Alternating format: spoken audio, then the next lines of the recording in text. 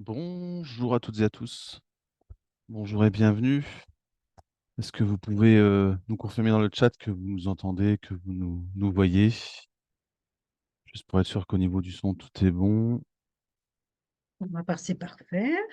Pour vous, c'est bon? Oui, c'est bon. Parfait. Bonjour à toutes et à tous et bienvenue pour ce webinaire de la CPM 54, Service Employeur. Un webinaire qui sort un peu de l'ordinaire puisque d'habitude, c'est nous qui vous racontons plein d'histoires et qui nous vous donnons plein d'informations. Mais aujourd'hui, on va passer la main justement pour ce sujet bien particulier qui est le compte professionnel de prévention. Sujet important. Et donc, on a fait appel forcément aux experts pour en parler, à savoir Christine de Finance qui vient nous présenter ce compte professionnel de prévention. Christine qui est donc à la CARSAT, mais de toute façon, je vais la laisser se présenter. 45 minutes de présentation et bien sûr de questions. Comme d'habitude, vous connaissez le fonctionnement. Si vous avez des questions à poser, pensez bien à utiliser le bloc questions et réponses qui se trouve normalement en bas de votre écran pour qu'on puisse bien les filtrer et pour que Christine puisse donc y répondre.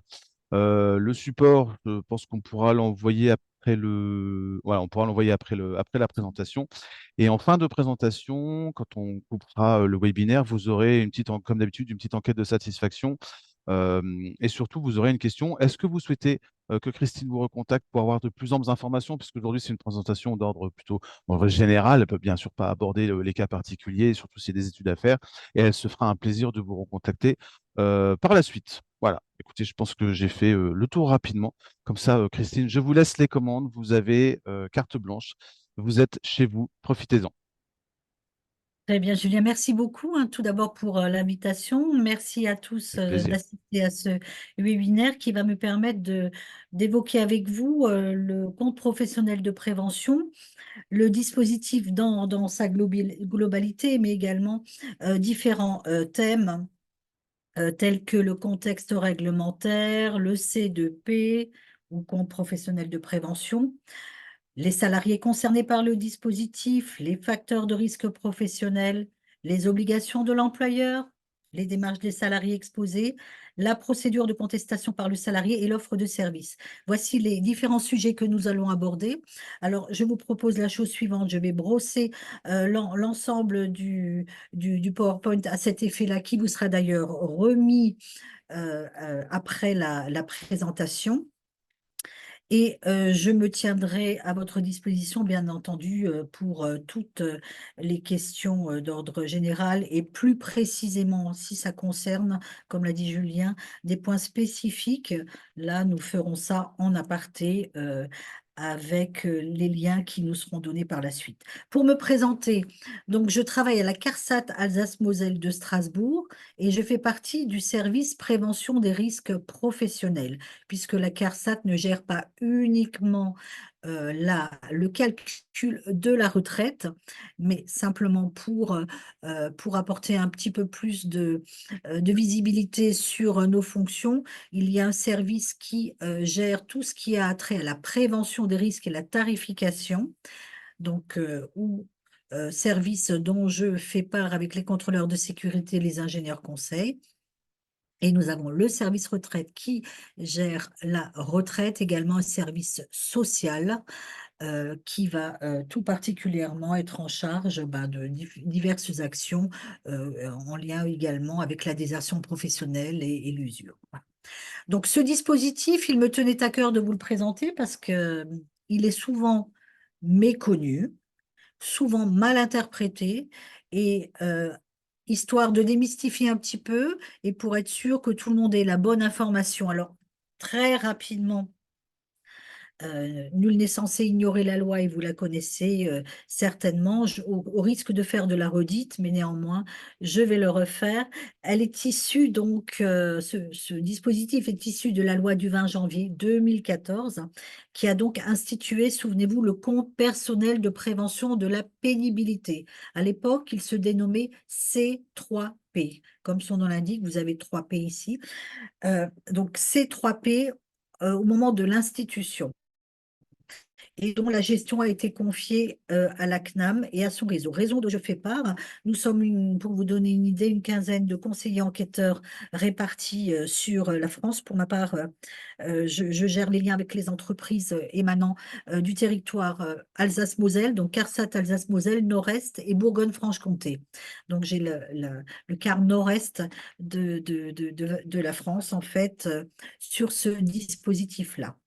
Sur quoi repose le dispositif? Alors, le législateur a voulu apporter une compensation aux salariés qui ont été exposés au courant de leur activité professionnelle à un ou plusieurs facteurs de risque qui ont eu ou qui peuvent avoir des effets altérants, irréversibles sur la santé. Prenons tout simplement un des facteurs de risque le plus courant, c'est le facteur travail de nuit. Travail de nuit, bah, quel est l'impact? Nous ne sommes pas faits pour travailler la nuit, donc forcément un effet délétère sur la santé, à savoir problèmes d'insomnie, dépression, maladies cardiovasculaires en majorité pour les messieurs, et pour les dames, les récentes études ont fait un lien direct avec le cancer du sein.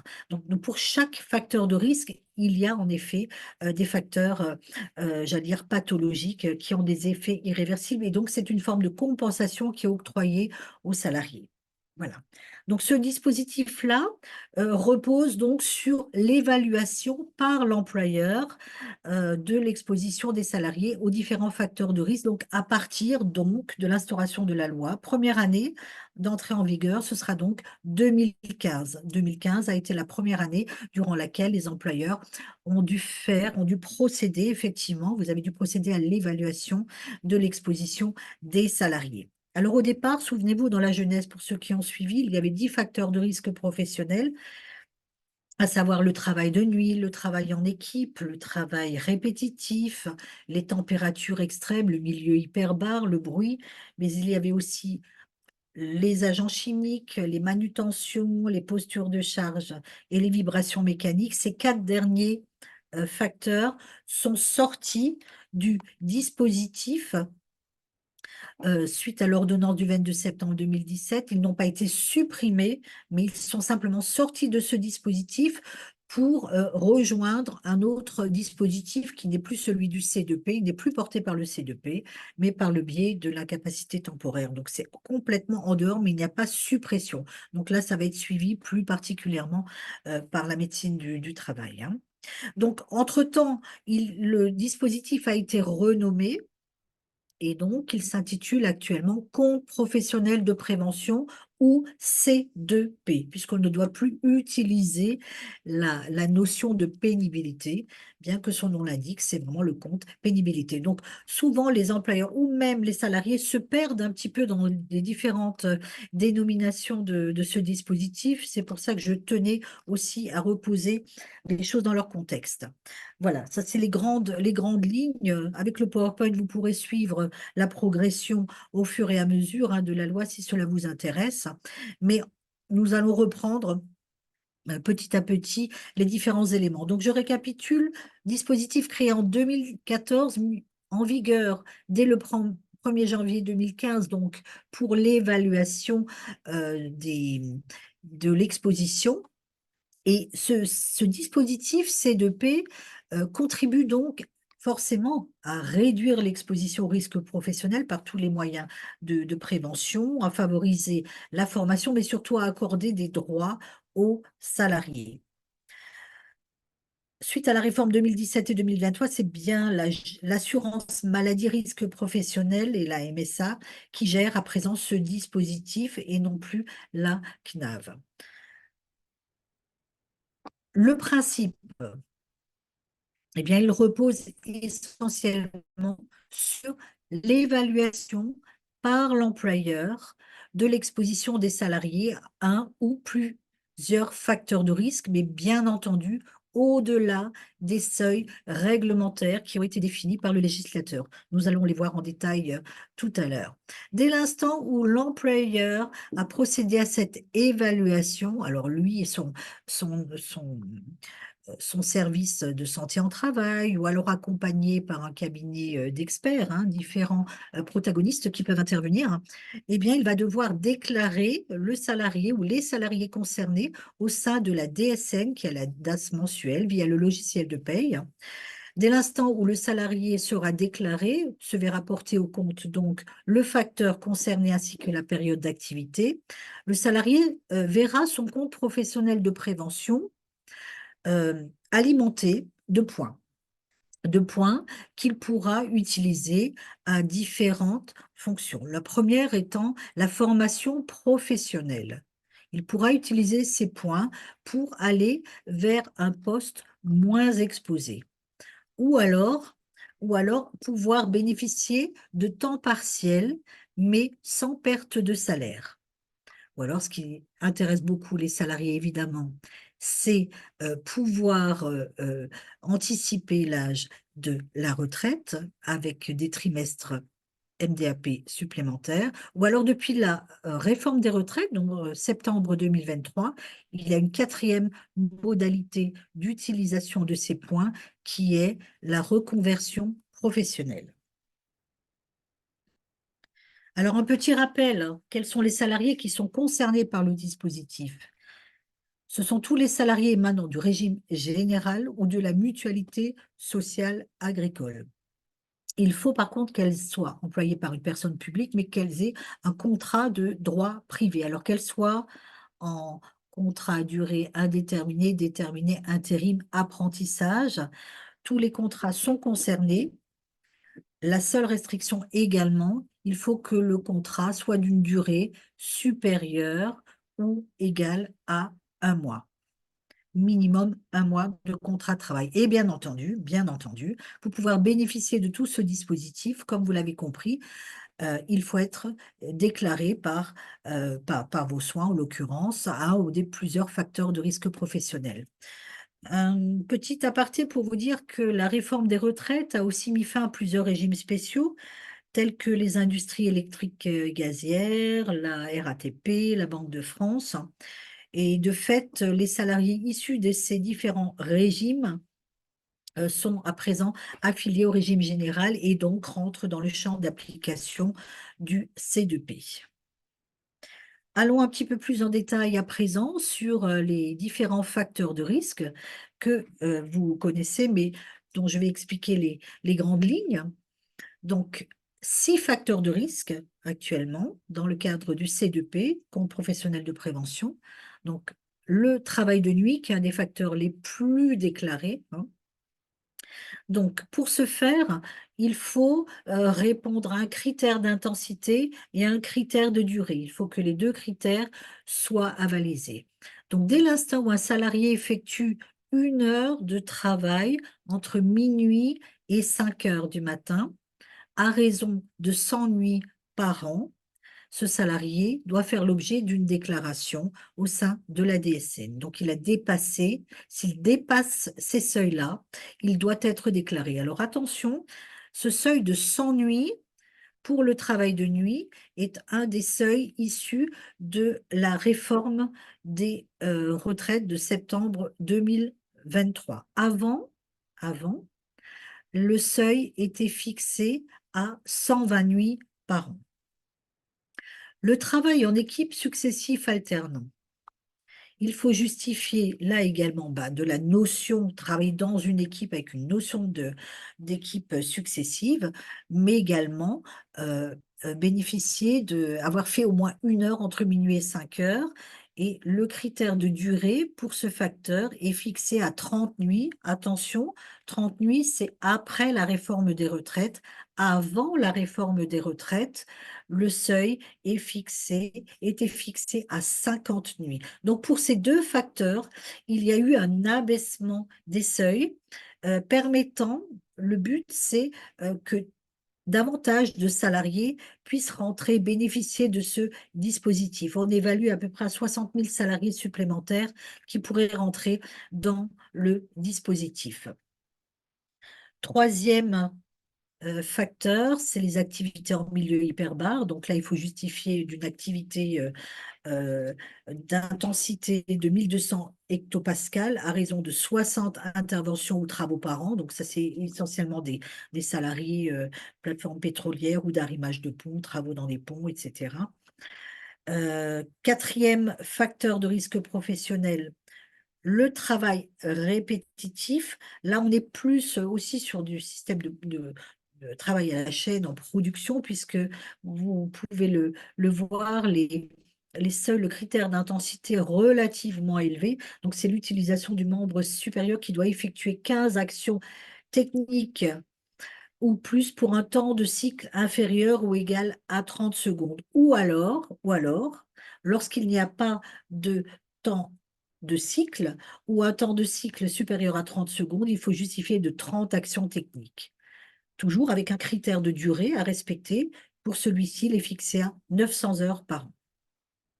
S'agissant des températures extrêmes, là, on peut passer des températures inférieures ou égales à 5 degrés ou alors au moins égal à 30 degrés pour une durée de 900 heures par an. 900 heures soumis à cette exposition en positif ou en négatif.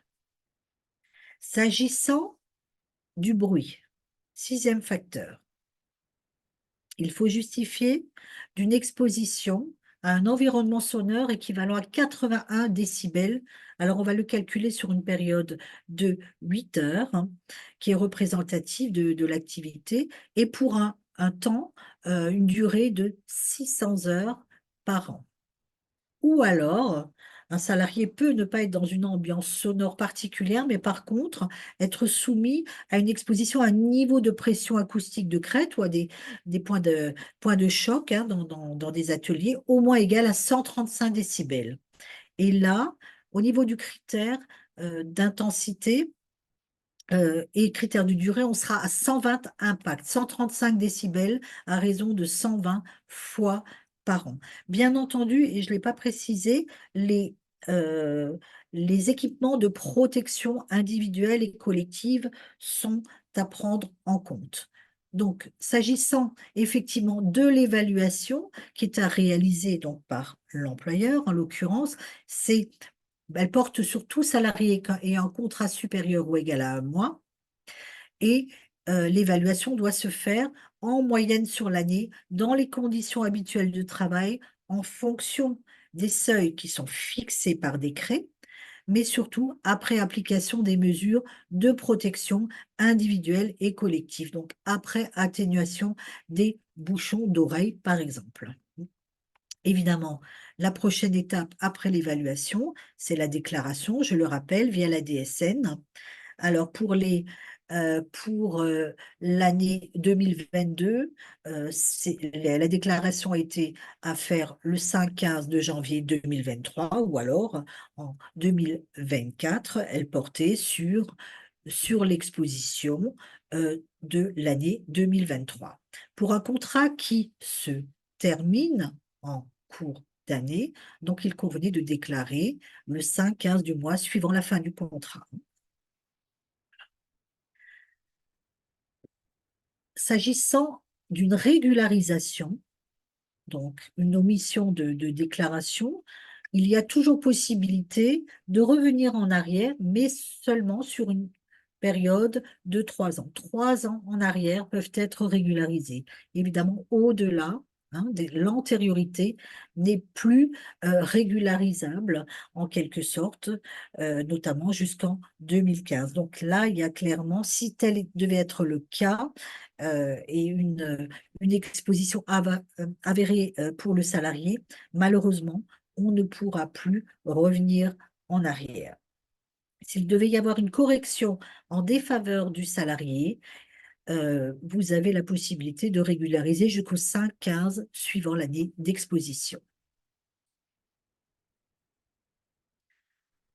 Tout simplement pour remettre en exergue l'instruction du 20 juin 2016 qui est relative au C2P, Donc, c'est bien l'exposition en moyenne dans les conditions habituelles et après application des mesures de protection individuelles et collectives. Ce point est important. La période d'exposition à déclarer correspond toujours à la période couverte par le contrat de travail. Donc, si vous avez un salarié disposant d'un contrat qui couvre l'année civile entière, quel que soit son contrat, hein, CDD, CDI, quel qu'il soit, la période d'exposition est toujours celle du 1er janvier au 31 décembre de l'année concernée. Par contre, si le salarié ne couvre qu'une partie de l'année civile, ce qu'on appelle un contrat infra-annuel, donc un contrat qui débute ou s'achève en cours d'année, quelle que soit la typologie de contrat, la période d'exposition sera la période du contrat. Donc, avec toujours, nous le rappelons, la possibilité de rectifier 3 ans en arrière. Une fois que l'évaluation a été faite, que la déclaration a été faite, le ou les salariés se verront attribuer des points sur leur compte professionnel de prévention. Il faut savoir qu'une période d'exposition de 3 mois va déclencher l'attribution d'un point par facteur d'exposition. Et donc, pour une exposition annuelle à un facteur, le salarié se verra donc attribuer 4 points. Un salarié qui est exposé à 2 facteurs de risque se verra attribuer 8 points annuels, soit 2 points par trimestre, etc. Autant de points attribués par trimestre que de facteurs. Ça, c'est aussi une évolution suite à la réforme des retraites, puisqu'auparavant, un salarié qui était exposé et donc déclaré à 3, 4, 5 facteurs de risque, malheureusement, eh bien, le nombre de points attribués était au maximum 8 points par année. Là, depuis la réforme de retraite, une exposition à 3 facteurs de risque ne va pas le bloquer à 8 points par année, mais il se verra attribuer un point supplémentaire par trimestre, soit 12 points à la fin de l'année, etc. pour l'ensemble des facteurs. Donc, chaque année, le compte du salarié est alimenté du nombre de points via la déclaration d'exposition. Et il pourra donc les cumuler sans limite tout au long de la carrière.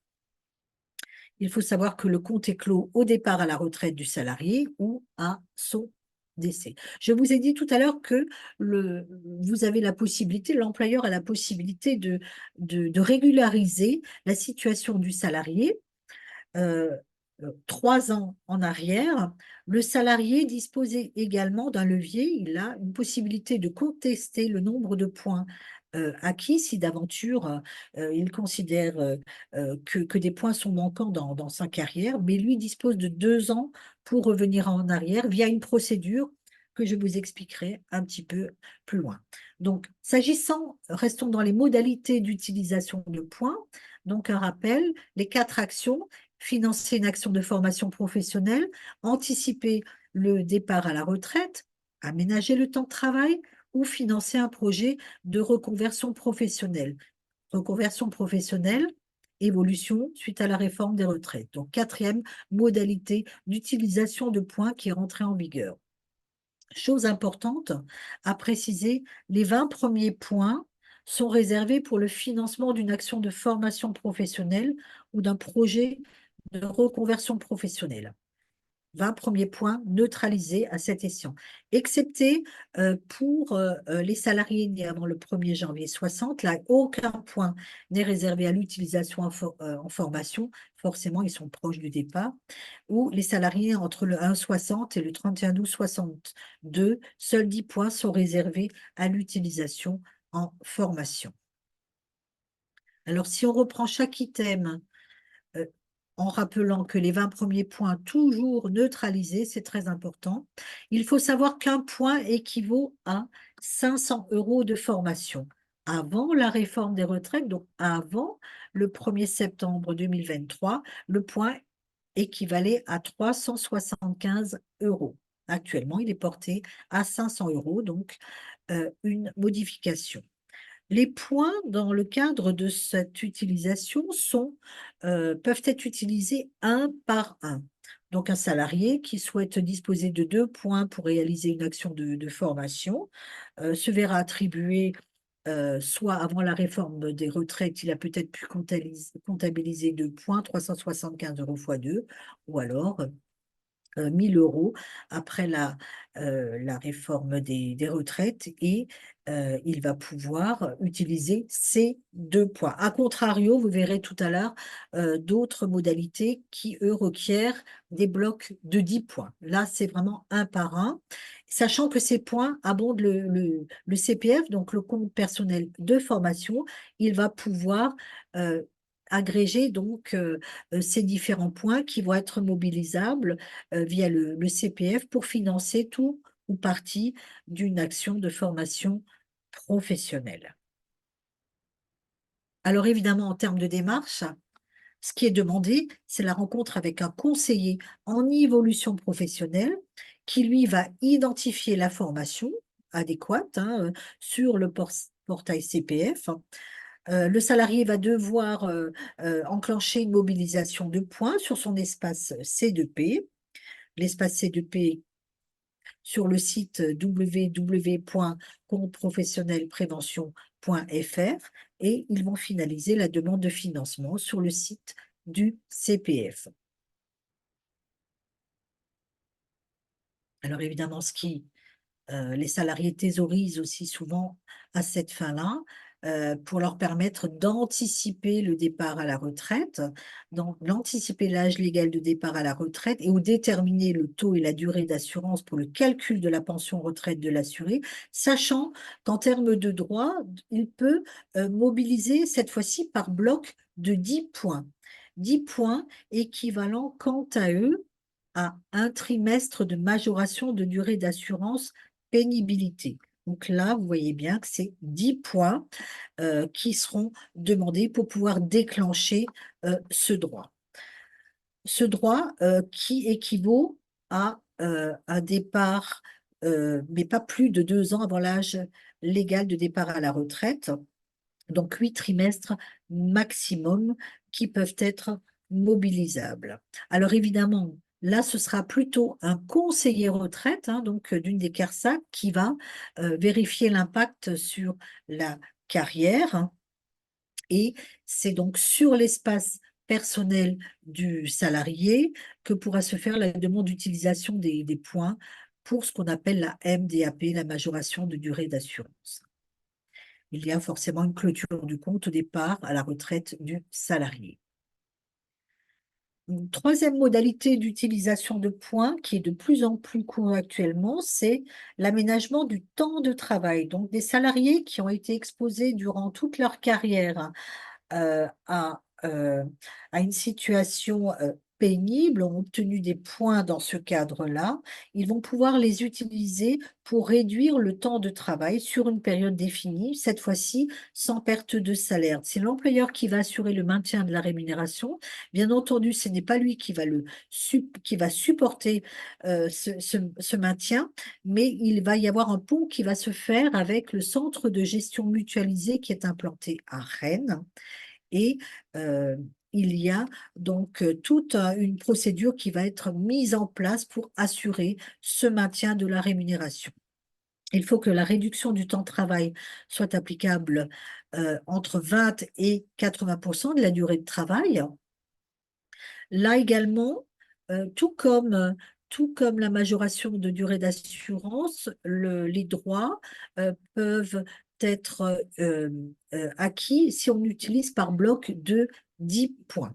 10 points pour, pouvoir utiliser cet item, hein.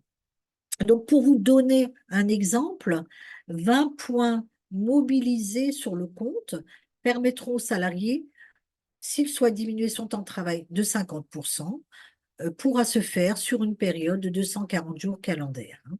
Bien évidemment, en termes de démarche, là, le contact se fera non pas avec le conseiller retraite, non pas avec le conseiller en évolution professionnelle, mais directement, après obtention de l'accord et de la discussion avec l'employeur, hein, et afin de convenir, hein, de la modalité de temps de travail et donc de l'accord, et toujours ne pas oublier de mobiliser les points sur l'espace personnel, euh, les démarches supplémentaires, donc co-signer un avenant au contrat de travail pour les deux parties.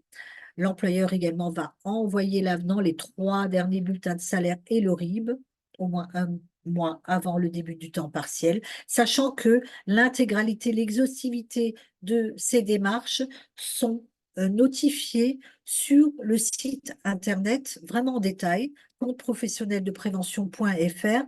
Il y a une pastille dédiée aux salariés, certes, qui va pouvoir consulter son compte, donc au moyen du numéro de sécurité sociale et d'un mot de passe dédié qui va lui permettre d'accéder à ces éléments personnels, mais également l'employeur va utiliser sa pastille employeur et donc au moyen, là cette fois-ci, du numéro de SIRET et d'un mot de passe dédié, va pouvoir visualiser dans un premier temps les salariés qu'il a déclarés dans le cadre du C2P. Donc, il va bien vérifier, il va pouvoir vérifier si la DSN qu'il a envoyée a bien généré une déclaration, donc une attribution de points. Il ne verra pas les points, mais il verra que le salarié a été déclaré ou non. Et le cas échéant, il a possibilité de rebondir et de rectifier la situation.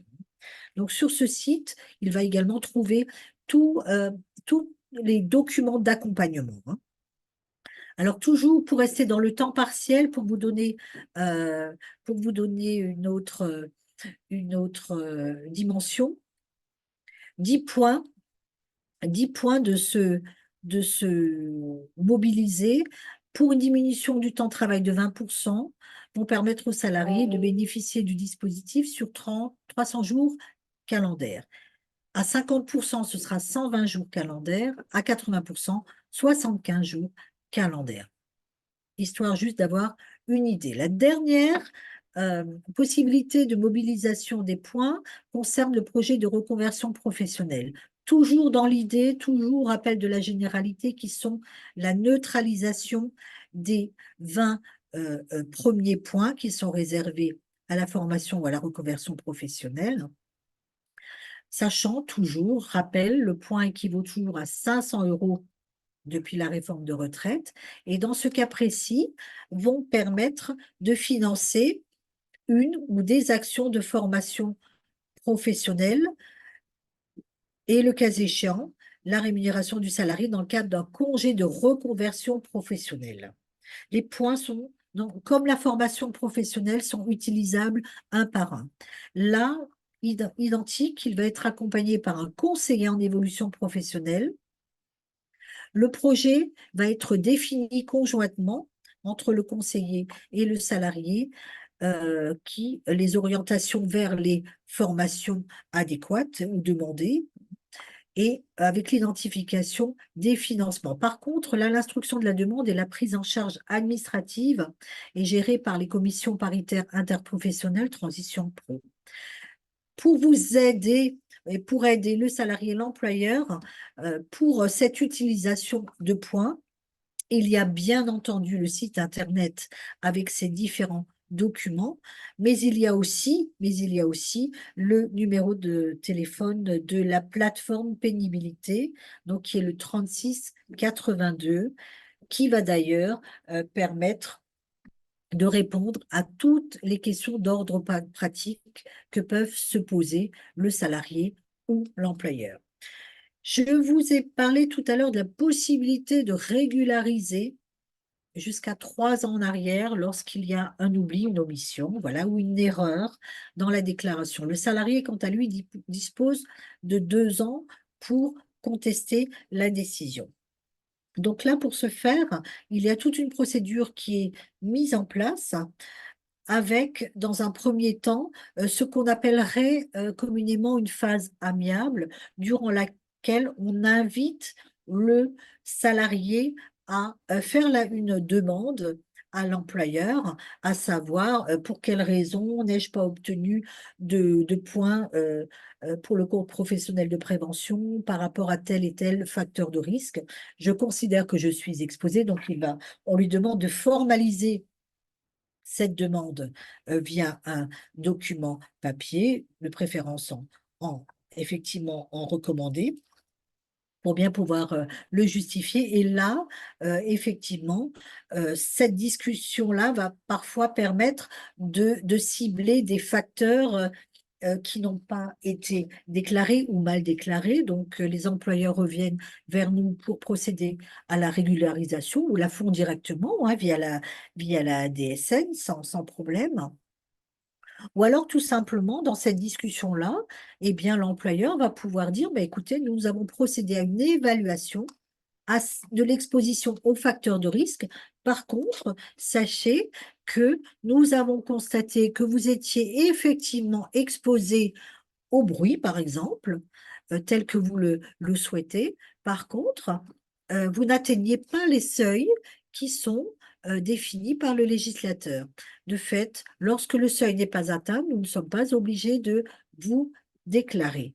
Donc, le salarié peut très bien dire, ah bien, voilà, je prends acte, effectivement, je n'avais pas connaissance de ces seuils, donc l'affaire s'arrête à cet instant-là. Dès l'instant où il n'y a pas de réponse de l'employeur ou alors le salarié n'est pas, comment puis-je dire, satisfait de la réponse, n'est pas en adéquation, pas d'accord avec la réponse portée, eh bien, il a possibilité de poursuivre et de déposer sa réclamation auprès du centre de gestion mutualisée de Rennes, qui va, dans un premier temps, vérifier la recevabilité de la réclamation. Dès l'instant où celle-ci est reconnue recevable, c'est le conseiller enquêteur de la région concernée qui se verra attribuer, eh bien, une enquête.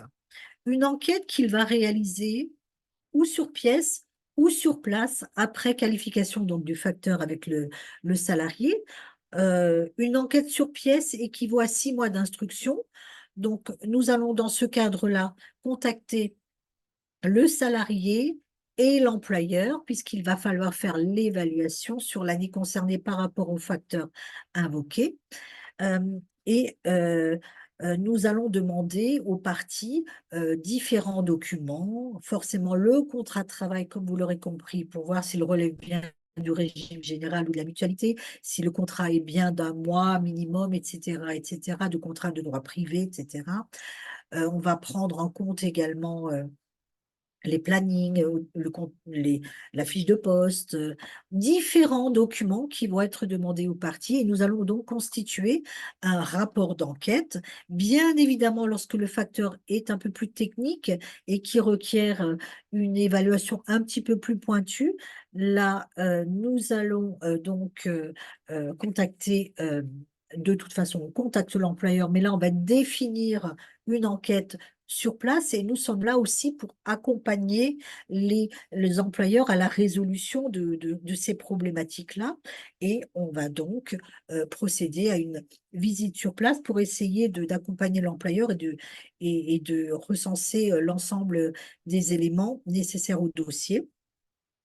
Se suivra donc la réalisation d'un rapport d'enquête également circonstancié, détaillé, exhaustif, avec tous les éléments techniques nécessaires à l'évaluation de l'exposition aux facteurs de risque.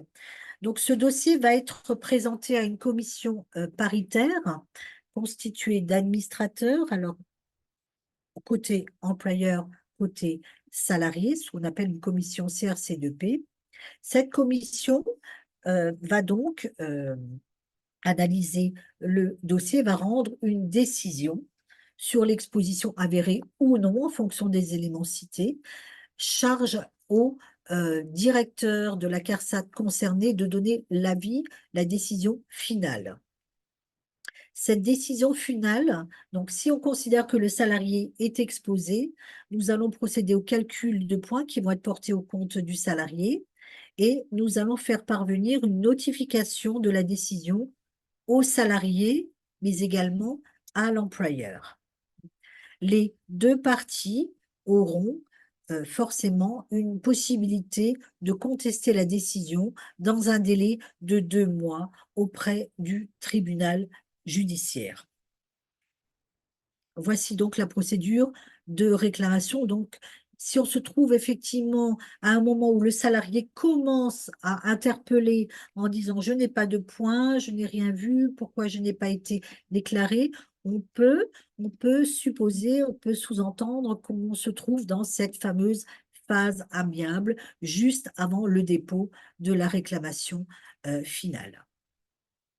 Alors, je vous ai brossé l'ensemble des points compte tenu du temps imparti, évidemment, hein, du dispositif C2P, sachant que l'exhaustivité des documents, des actions, des réponses et du suivi et de l'accompagnement sont portés sur ce fameux compte professionnel de prévention.fr avec la pastille qui vous est dédiée et toujours utiliser aussi, si en cas de besoin, la plateforme 3682 avec des conseillers dédiés à l'utilisation des points, au calcul, etc., à toutes les démarches qui peuvent aider l'employeur et le salarié quant à cette utilisation de points. Évidemment, le relevé de points qui va stipuler l'ensemble des points dévolus et le facteur concerné. Là, vous avez un focus plus direct sur le fameux compte que j'invoquais et qui est relativement fourni en parallèle donc de la plateforme téléphonique qui traite toutes les demandes d'information, euh, que ce soit salarié ou employeur. Voilà, j'ai fait le tour du dispositif en essayant de respecter le délai, Julien. Vous êtes bien meilleur Voilà. que moi. J'ai J'ai pour fait de mon habitude mieux, de sachant dépasser. qu'il y a encore beaucoup de choses à dire, Oui, mais bien vous sûr, avez bien oui, tout à compris, on ne fait. peut pas évoquer les questions trop Non, mais pointues. Je vous laisse. c'était parfait. C'était clair, net et précis. Merci pour toutes ces informations, Christine. Alors, on a deux, trois questions. Oui. Alors, bonjour, y aura-t-il un support à dispo? Oui, le support, on vous l'enverra hein, après la présentation. Enfin, on vous l'envoie dans l'après-midi, il n'y a pas de souci. Donc là, tout ce qui a été diffusé à l'écran, vous l'aurez. J'en avais une question de Aline. Alors, je crois qu'il y a des éléments sur lesquels vous avez déjà répondu, mais on va reprendre. Pour les salariés présents entre un mois et moins de 12 mois, comment savoir si le salarié est concerné par un facteur de risque, étant donné que l'appréciation se fait annuellement, exemple 100 nuits par an? Je crois que vous avez déjà répondu à cette question, il me semble. Alors là, on rentre déjà dans la procédure d'évaluation. Donc là, on est sur un contrat infra-annuel, hein, c'est bien ça. C'est donc pour un salarié dont la période ne couvre pas une année complète, C'est hein. ça, tout à fait, oui, c'est la question. Ouais. Ce qu'on appelle un contrat infra-annuel. Donc, dans ce cas-là, si c'est un contrat permanent, on va donc, euh, euh, comparer, puisqu'on est bien sur un seuil annuel de 120 nuits, par exemple, pour une année avant la réforme des retraites. Donc, il faut le comparer à un poste identique, j'entends bien, hein, d'un autre salarié, par exemple, qui a effectué une année complète. Donc, on va le comparer à un poste identique d'un salarié qui a effectué le même travail dans les mêmes conditions pour pouvoir le rapporter, sachant que la période qui va être déclarée malgré tout, donc si vous avez un salarié qui est exposé pour une année complète, le salarié va l'être également. Par contre, en termes de déclaration, là, ça va être différent. On va porter sur la DSN uniquement la période concernée par le contrat, hein. Donc, si vous avez un salarié en 2022 qui a travaillé allez, on va dire jusqu'à fin juin de l'année 2022. On va comparer par exemple son poste à celui d'un salarié en 2021, une année complète, et en déclarant, on va mettre du 1er janvier au 30 juin uniquement, puisqu'il n'a pas travaillé toute l'année, il n'a pas le droit aux 4 points pour toute l'année. Il aura droit uniquement aux points sur la période concernée, à savoir 6 mois, donc pour un facteur, il se verra attribuer 2 points sur son compte. Un Voilà. peu comme une proratisation, en quelque sorte. C'est un peu l'idée. C'est un peu l'idée. Alors, ce que je propose, c'est que même le, si vous voulez le PowerPoint, je vais même vous en donner un autre qui est encore plus complet, D'accord, s'agissant de la partie de l'évaluation qui peut peut-être aider les différentes parties qui sont en ligne, hein, d'accord. avec des Parfait. exemples, si ça peut vous aider, hein. Ah oui, oui, ça peut être très bien, c'est vrai. On a une question de Christine qui nous dit bonjour, pourriez-vous me rappeler depuis quelle date ou année les points sont-ils cumulés et à partir de quelle date le nouveau seuil de 120 à 100 nuits s'applique pour déclencher les points? Alors, le dispositif C2P est en vigueur depuis, suite à la loi du 20 janvier 2014, donc à 2016, partir de hein, 2015, la première année 2015. 2015, et la déclaration se fait donc en Ah oui, 2016. Hein, 2016. bien entendu, hein, à terme échu, hein, si on peut dire ça, il faut que l'année soit finalisée. Donc, l'employeur a pu déclarer en 2016 sur la base de l'activité de 2015. Donc, c'est vraiment depuis 2015 que cette évaluation, cette déclaration a pu se faire pour les salariés, hein. Euh, Vous parlez après des seuils, Oui. des... À partir de quelle date le nouveau seuil de 120 à 100 nuits s'applique pour déclencher les points?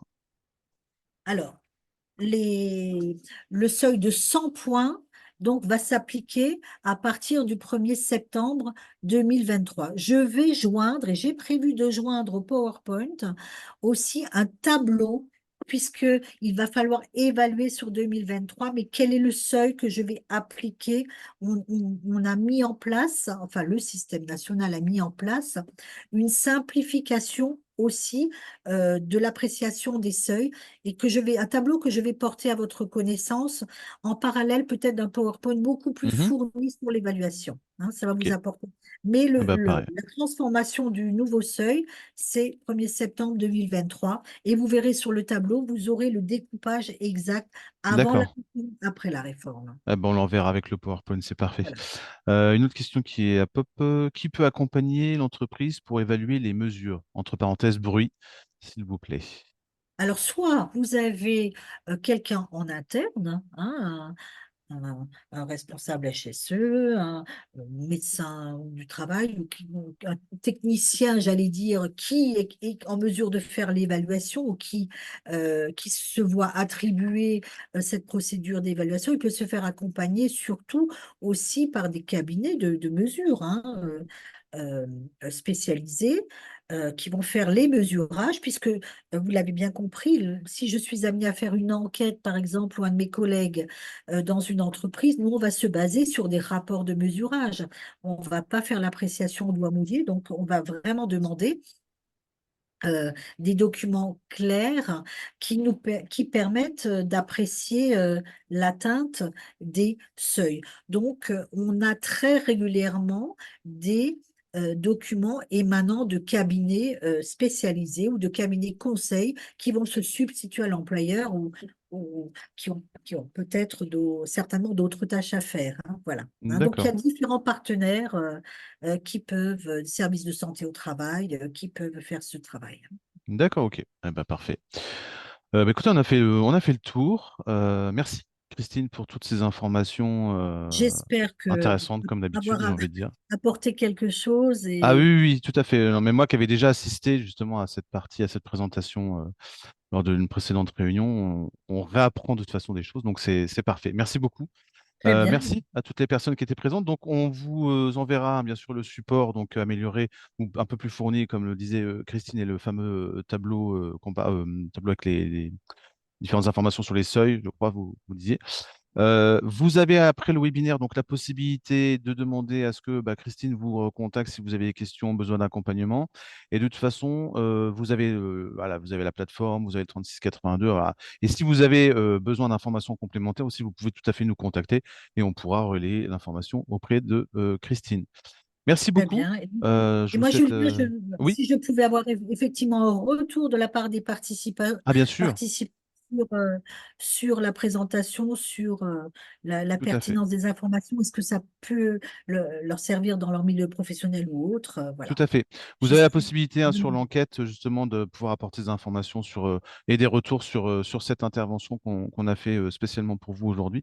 Donc n'hésitez pas à faire vos retours, ce sera grandement apprécié. Merci beaucoup Très à bien. toutes et à tous. Je vous souhaite un bon Merci appétit à tous. Bon et appétit. je vous dis du coup je vous dis à jeudi puisque jeudi il y aura une deuxième présentation pour d'autres employeurs. Et puis je vous souhaite une bonne après-midi. Je vous dis à bientôt. À très Au bientôt. revoir Au tout le revoir. monde.